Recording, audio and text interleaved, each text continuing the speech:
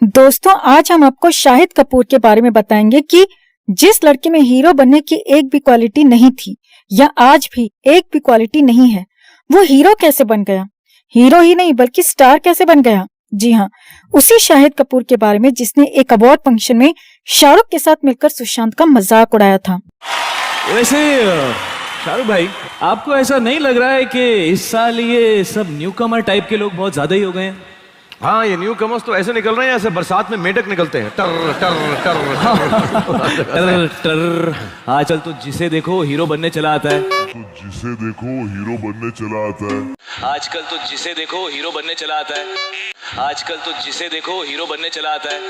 आजकल तो जिसे देखो हीरो बनने चला आता है। तो इस पूरी वीडियो को अंत तक जरूर देखें और खुद बताएं कि ये बंदा किसी भी एंगल में सुशांत के आगे टिकता है या नहीं, फिर चाहे वो अक्ल हो, शक्ल हो, एक्टिंग या फिर पर्सनालिटी।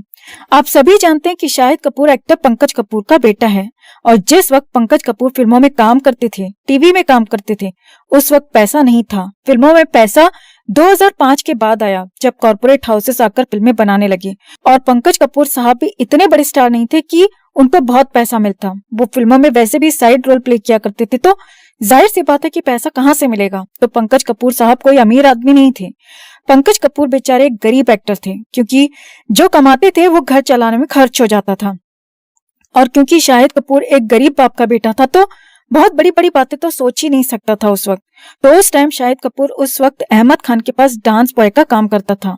आप देखते हैं कि जब फिल्मों में कोई हीरो डांस करता है तो उसके पीछे बहुत सारे लड़के डांस करते हैं। उनमें से ही एक शाहिद कपूर भी था।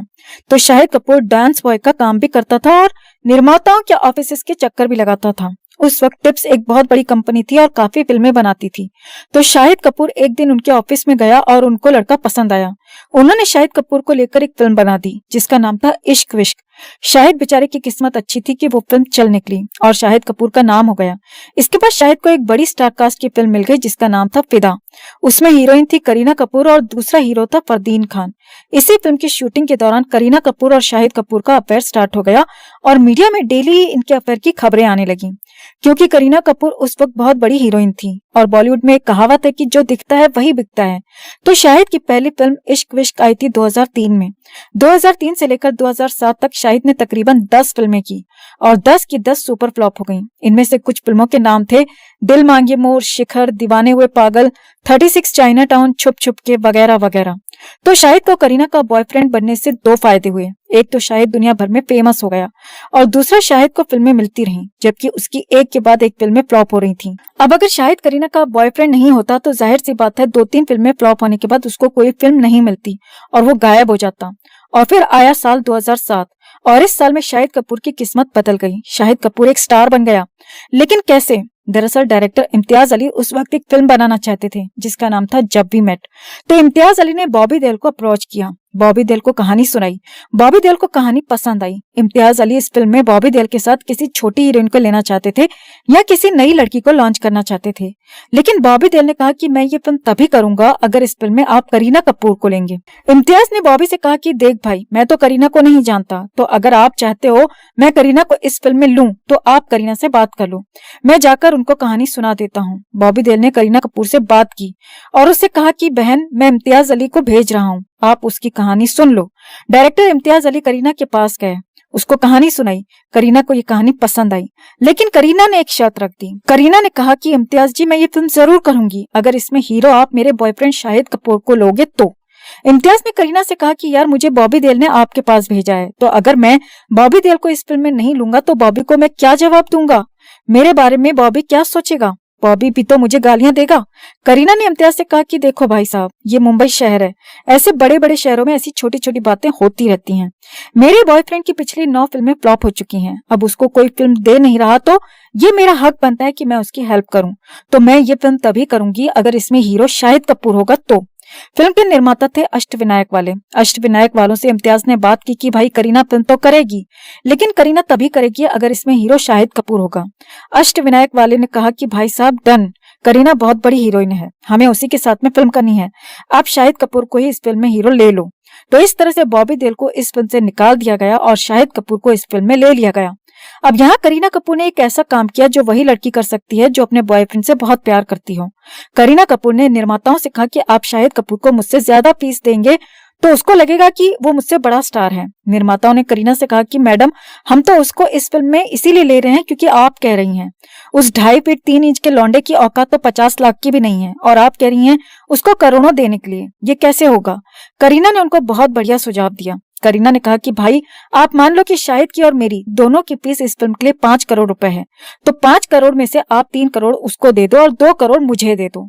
उसको लगेगा कि वो मुझसे बड़ा स्टार है, उसको मुझसे ज्यादा पैसे मिले हैं। बात खत्म। बस निर्माताओं ने यही किया। फिल्म की शूटिंग स्टार्ट हुई, फटाफट खत्म भी हो गई और फिल्म रिलीज हुई। फिल्म रिलीज होते ही सुपर डुपर ब्लॉकबस्टर हो गई और रातों रात शाहिद कपूर स्टार बन गया। हालांकि उस फिल्म में ज्यादा वाहवाही करीना कपूर की हुई या फिर डायरेक्टर की हुई, लेकिन शाहिद कपूर भी उस फिल्म से स्टार बन गया। तो कहावत सही साबित हुई कि जब ऊपर वाला देता है तो छप्पर फाड़ कर देता है। नहीं तो शाहिद जैसे बटले से करीना को प्यार क्यों हो गया? करीना अपने पैसे देकर शाहिद को स्टार क्यों बनाई? उसके बाद शाहिद और करीना का ब्रेकअप हो गया। करीना ने सैफ से शादी कर लिया और शाहिद ने मीरा से शादी कर ली। अब शाहिद कहता है कि उसको कहानियों के बारे में बहुत पता है क्योंकि उसने अच्छी अच्छी कहानियां चूज की हैं, इसीलिए वो स्टार बना है। नहीं तो वो स्टार बन ही नहीं सकता था अगर उसको कहानी के बारे में पता नहीं होता। आप अंदाजा लगाइए कि पहली फिल्म में तो उसकी औकात नहीं थी कहानी पूछने की, वो हिट हुई। जब भी मेट में बॉबी देओल को निकाल के उसको जबरदस्ती घुसवाया गया, वो हिट हुई।